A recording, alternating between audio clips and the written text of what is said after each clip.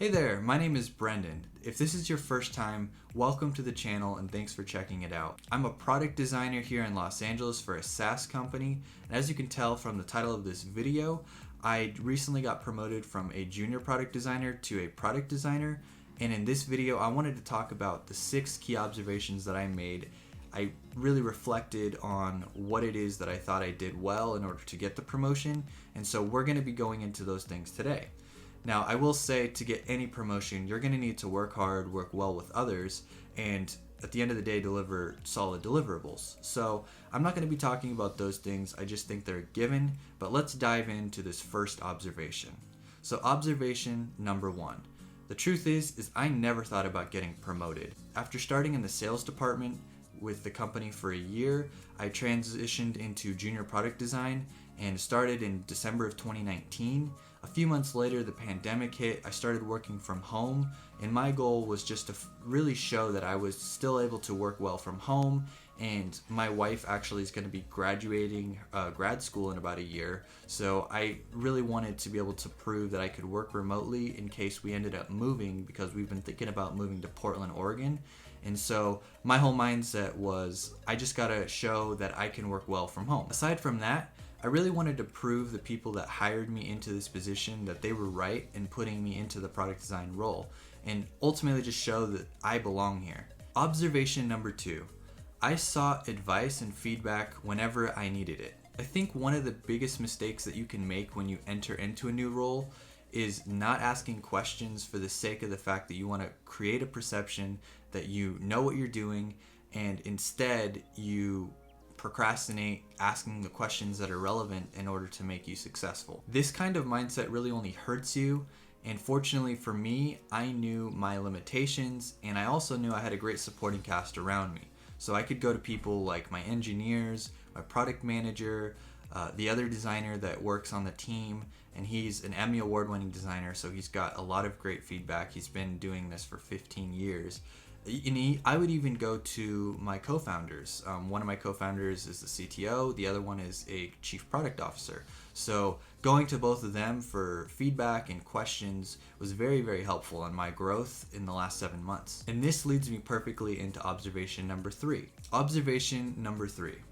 I would make sure to talk through my process when showing off my designs to my stakeholders. I know for a fact that showing off my process as well as my designs was a big indicator for why I got promoted, because the person in charge of getting me promoted had verbally told me that this was something that was very helpful when I was showing off my design, because it really gets the other person on the same page as you, and they can really think through the problem the same way that you are.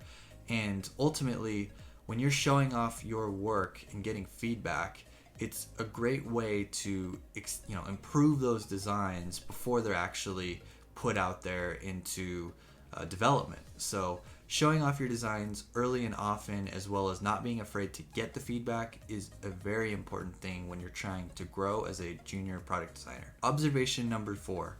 I took the time that was necessary in order to learn our users and the problems that we were trying to solve, and would even take the role of a product manager / product owner when necessary. Now, this point may or may not be relevant for you, because it really depends on the supporting cast that you have around you.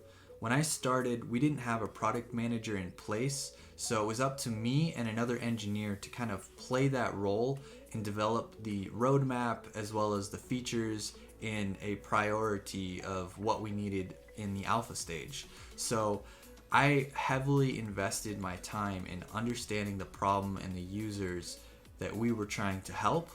And then when we got the product manager in place, I worked alongside him to do my research and show off my designs. That way I was in tune with what we were trying to accomplish for our users. And I cannot recommend highly enough working alongside your product manager or your product owner to show off your designs, do the research, be on calls, and taking great notes, so that way you know what you need to be building now, next, and later.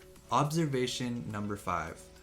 I believe that I rose to the challenge when my name was called upon and took on whatever was needed of me. It kind of goes without saying, but when you prove that you're valuable and dependable, your name is going to be called upon. And I knew that this was going to be true in this role because in my last role when I was in sales, I was in a sales operations role where I would do a ton of different projects. And so the first few would be given to me, and then as I developed the trust of my manager, he would give me more and more work to do. And when I left the role, we ended up hiring somebody else to take place of my position, and the position that I was in hadn't really been created. So it was up to me to kind of remember what it is that I worked on. So I took down notes of everything that I had done, and it ended up being 28 projects that I worked on in 8 months. And I think it's very similar in the junior product design role that I had. I was going to be given more and more work. I was first working on one team for a few months, and then after kind of proving that I was a fit for the role, I got handed a second team to be working on, and then maybe a month later I got a third team to be working on. So I was really becoming more and more crucial to the product team, and we only had one other product designer at the time. Fortunately, we hired a third product designer, which has allowed me to work a little bit more strategically and focus my time and energy on the one main project that I need to be working on. And fortunately for me, it was a mutual agreement, and this was even prior to getting a promotion, that I could focus 70 to 80% of my time on my core project, and then the other remaining time I could be working on a second team, and the third team that I had was passed on to the other designer that had recently started. And she has 10 years of experience, so between the two of the designers that I'm working with, I have a great supporting cast around me, and my co-founders have been really helpful to make sure that I'm prioritizing what needs to be done, and I feel really good about everything that I'm working on now. I really want to just hammer home that being spread too thin is never good for you, nor is it good for your employer. So make sure to speak up when you feel like you're getting a little overwhelmed with trying to keep up with all your design work. Now, the final observation, number 6. I made sure to design and iterate strategically. Now, as I was just mentioning, one of the projects that I'm working on, I spend 70 to 80% of my time on that team. And the reason that is because the design is so intensive, because we're building out a brand new application, and the design system that we have currently doesn't apply for this. So I'm creating new elements all the time and basically creating a design system from scratch. And so I need to be able to focus my time and energy in a way that's not only strategic, but is delivering time and time again throughout each sprint. The truth about product design is you always know that there's going to be room to improve, so it's important not to overwhelm yourself and make yourself think that you have to get it right the first time. And I think the key to balancing working too much on something and working not enough is knowing when it's going to be due and working backwards from that deadline, and knowing all the requirements for that page, for that flow. Now, over the last few months, I've been working really hard to get this promotion.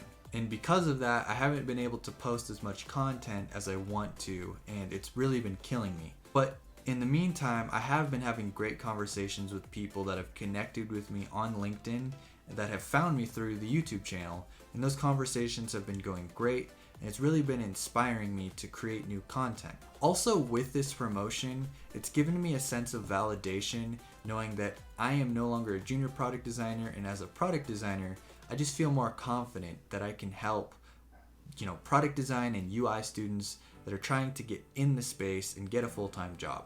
I think it's normal to face the imposter syndrome, which is something that I kind of felt just because I went into product design 4 weeks after signing up for my UI UX design bootcamp.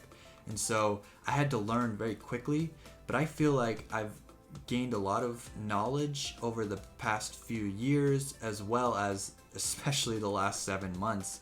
So I'm going to be creating some great content around UI design fundamentals, some design challenges, some UX fundamentals, and ultimately I'm going to be creating content for you as UI or product design students to develop the skills that you need in order to get a job. With that said, make sure to like and subscribe. I'm going to be posting a few different content series in the next week or so I'm really looking forward to that. Thank you so much for checking out the channel, and I will see you guys in the next one.